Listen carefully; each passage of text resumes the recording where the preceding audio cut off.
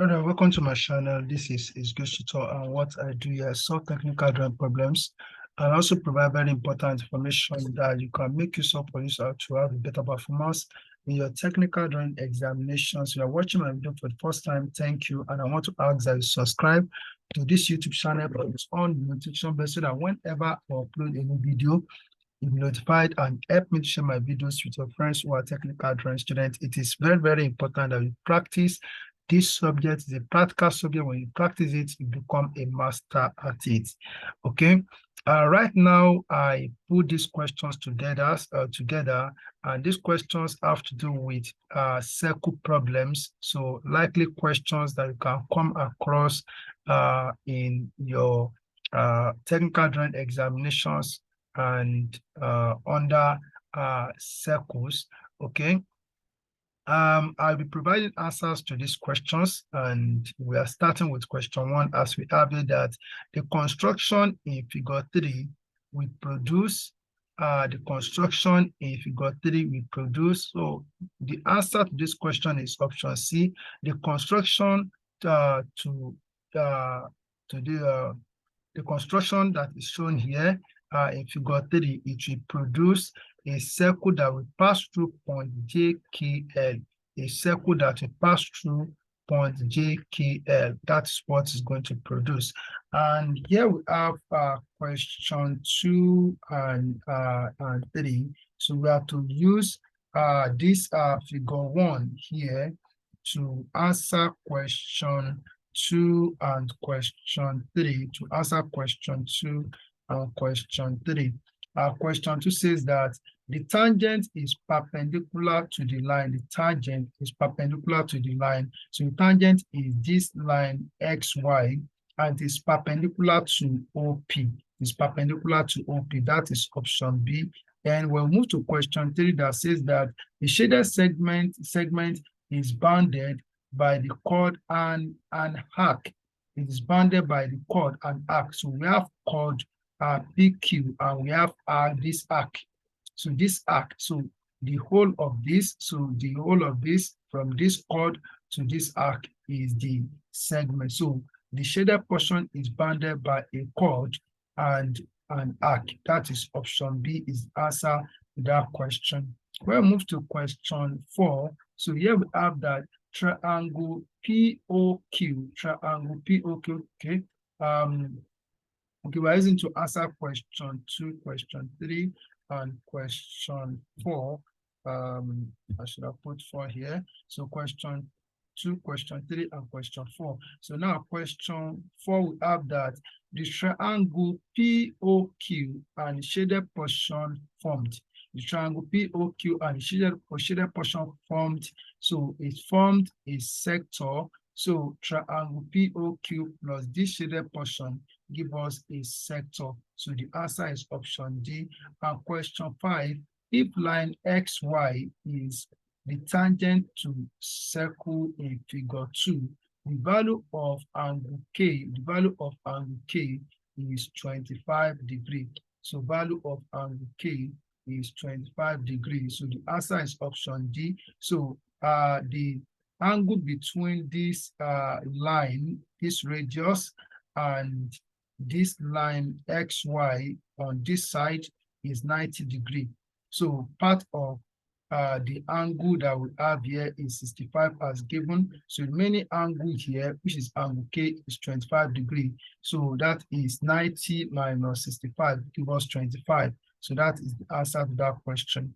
And then we come to question 6 that says that the triangle PQR shown in figure 3 is a circumscribed triangle. So the triangle is circumscribed. So when we draw a circle surround a triangle like this, in which the circle touches 3 vertices of a triangle, so such a triangle is a circumscribed triangle, or the triangle is circumscribed. Okay. Then question 7, the circumference of the circle center O below is equivalent to the line TR. So distance TR is the circumference of the circle. So you have watched my video on how to determine the circumference of a circle by graphical method or by construction method. So you understand what I mean here, or the reason why I chose TR. Okay, then question 8. If a circle is drawn tangentially to a side of a polygon and to a produced adjacent side, then it is called an ascribed circle. So that circle is an ascribed circle when a circle is drawn to touch the particular polygon on its exterior part. So we say that that circle is an ascribed circle. Okay, then we have question 9 that says that a line drawn from the center of the circle to any point on the circumference of the circle is called a radius. So, and then question 10, in the construction of loci, the total distance that a circle travels in one revolution is equal to pi d. That is the circumference of a circle or the perimeter. So, okay, so as we have that perimeter or circumference is the distance around a circle. Then question 11 says that the figure below shows the construction of an ascribed circle. So that is what I said in the previous question. That's question 8. So this is an ascribed circle. This circle is an ascribed circle. Okay. Then question 12 says that what is the value of angle Z in the figure PQR, below? So the answer to this question is 51 degrees. So how did I get 51 degrees? A little bit mathematics, as we have here under the circle geometry, that the angle subtended, the angle that an arc subtends at the center of a circle is twice the angle that is subtends at any point of the circumference. So we have a triangle here, and point O is the center of a circle. So the sum of angles in a triangle is 180 degrees. For me to get this angle here, I have to add this 39 together. That will give us 78. And if I subtract 78 from 180, that will give me 102. Now, to get this angle Z, based on the theorem that I stated, that says that the angle that an arc subtends at the center of the circle is twice the angle that subtends at any point of the circumference. So which means that the angle at any point of circumference is half of the angle at the center of the circle. So that's 102 divided by 2, and that will give us 51 degrees, which I believe you actually understood what I just said now. Now, question 13 says that the portion marked X in the figure 8 above is called a sector. So this is a sector. And question 14, which of the following lines is not a part of a circle? So line OQ is not a part of the circle. So it's not a part of the circle. Then we move to question 15, says that question 15. So question 15, okay, question 15 says that which of the following correctly describes the relationship between the circles in the figure below? So we're talking about these circles. Okay, so concentricity, that is the answer, concentricity. So these circles are concentric circles, and concentric circles are circles that are drawn from the same center but with different radii. Okay, question 16. The figure below, not below now, is above. So not below, it's above. I'm correcting it, so above. Okay, so the figure above is A or N, so is an inscribed circle. So the circle is inscribed in a triangle. So this type of circle drawn in a triangle is known as an inscribed circle.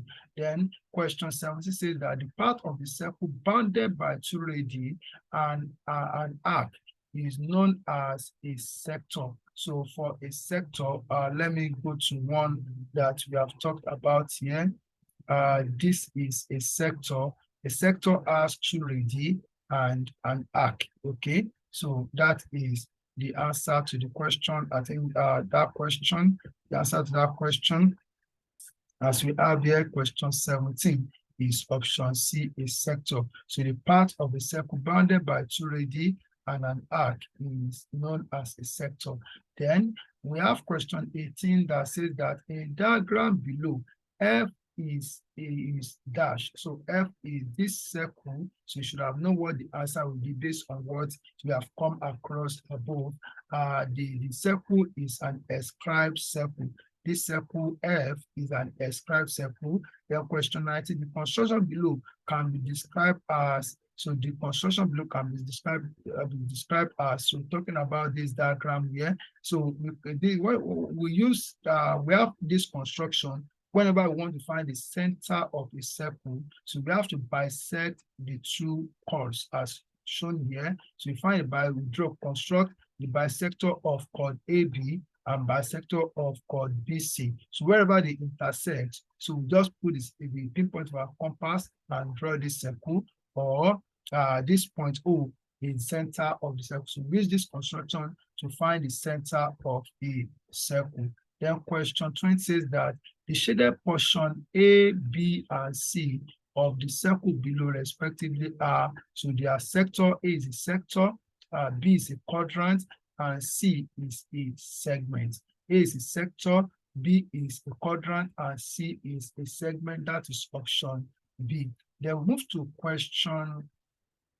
So we have this question we are using to answer question 21 and question 22, 21 and 22. So question 21 says that the construction is meant for determining the diameter of a circle given the circumference. That is option D. So when we are given the circumference of a circle, circumference is distance from this point to this point. That is the circumference of a circle. To now find the diameter of a circle, we have to carry out this construction. You can watch my video on how to determine the diameter of a circle when you are given the circumference of a circle. Now, so as we have here, so the answer to this question is option D. That is to question 21, option D. So we use this construction to determine the diameter of the circle when we are given the circumference. Okay, question 22 says that line ST is the diameter of the circle. So distance from here to here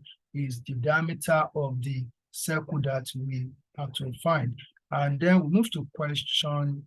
This question we have to use to answer question 23 and 24. Question 23 and 24. Okay, so question 23.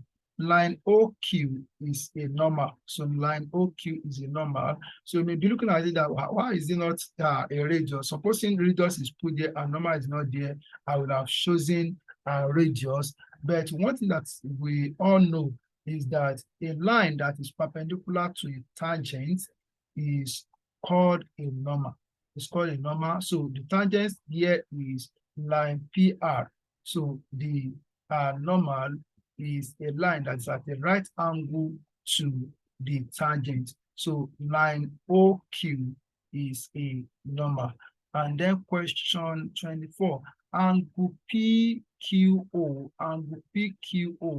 is a right angle. So this angle PQO, so the angle here is 90 degrees. That's a right angle. That's option A. Then question 25 says that the line labeled K in figure 3 above is a chord. So this line is a chord. So it's a chord. Then question 26. The circles shown in figure 4 are concentric circles. I've explained this before. Concentric circles. Concentric circles are circles that are drawn from the same center, but they have different radius. Each circle has its own radius. Then here we have that the sketch in figure 5 above shows a circle, an inscribed circle. So we have to use to answer question 27, question 27 and 28, question 27 and 28. Okay, so the center of the circle is located by the bisection of, so if we are to find the center of this circle, so what we need to do is to bisect two angles. So whenever you want to construct an inscribed circle, so you have to bisect any two angles. So I can start to bisect angle P and angle Q. By bisecting angle P and angle Q, wherever the bisectors of the angles intersect, that will be the center of this circle. Okay, so the answer is option B. Then question 28. Question 28 says that side PQ, which is the tangent to the circle, intersect the radius at a at an angle of 90 degrees. It intersects the radius at an angle of 90 degrees. If I draw a line from the center of the circle here down to this point, so the angle between line PQ and that line radius will be equal to 90 degrees. Okay, will be 90 degrees. And question 29 in figure 13, points 01, 02, and 03 are centers of circles R, P, and Q respectively. And we are asked that which of the following expresses relationships of the circles is true. Okay, which of the following expresses relationships of the circle is true? So the answer here is option B. Area of circle P plus area of circle R is equal to the area of circle Q. So you can find out, I worked that out, and the answer that I got is option B. What you just need to do is to give the value to this sides of the right angle triangle. That's what I did. So this is the right angle triangle. If you look at it, so this line TN is an hypotenuse. You can make it 5, and then this side TM you can make it 4, and this side MN can make it 3. That is, those are Pythagorean triples. 5, 4, 3. They're Pythagorean triples. So you can use that to determine the area of each of these circles. As you know that this line TN is the diameter of circle R, and line TN, TM is diameter of circle R, and TN is diameter of circle Q, and MN is diameter of circle P. So I believe you'll be able to work out what the area of the circles are and the values that I've given you. Now let's come to question 31. The shaded portion of the circle in figure 5 is a sector. We have come across something like this before. And then question 32. A sector of a circle bounded by a sector of the circle is bounded by two so it's bounded by two radii and an arc. So we have come across something like this before, and we still have here. So this is a sector. We have two radii, and then we have what? We have an arc. Okay, question 33. The center of any given arc can be determined by constructing bisector of two chords. By constructing bisector of two chords, if you have to find the center of an arc, all you need to do is to draw two chords on the arc, then construct a bisectors of the two chords, and wherever they intersect will be the center of that arc. So these are the questions that we have from West African Examination Council, that is WAEC, and also National Examination Council, that is NECO. I put them together, and there's problems that have to do with circles. So you can come across any one of these in your technical drawing examination. So all you need to do is to practice. When you practice, you become a master at this subject. Thank you, and keep on practicing.